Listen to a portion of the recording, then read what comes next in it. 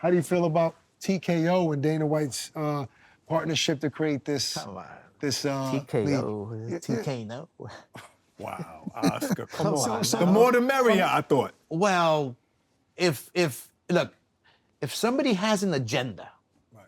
okay, that's gonna keep me away from the sport that I dearly love, Right.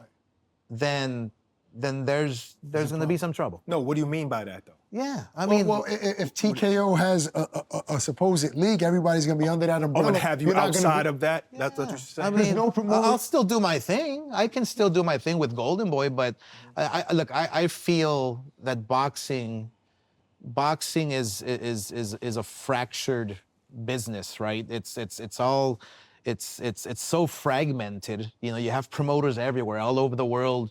You know, who knows?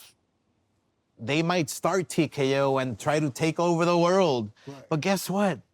A little promoter from Chihuahua, Mexico, will discover the next Canelo. Right.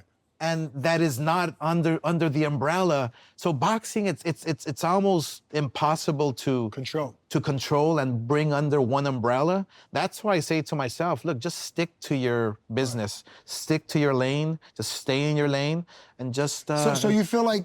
Do you feel like they can have a successful business in TKO and everybody can coexist and be successful? I don't know how that would work. I really do not know how that would work. So I mean, look, there's always going to be different networks coming into boxing. There's always going to be competition.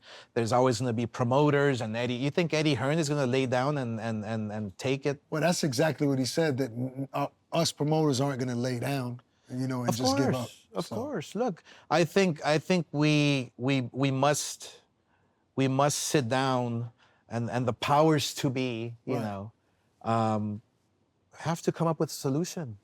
A solution where everybody wins, where everybody, you know, has that one common goal, and that goal is to make boxing great again. And I think that's what, not knowing him personally, but I think that's what Turkey wants. And maybe because Dana was able to build UFC, Nick Khan is a very smart man. Maybe they feel like they can, you know, they have good intentions on developing a good business. Of course, hey, all good, but me and Dana don't get along, so that's a big problem.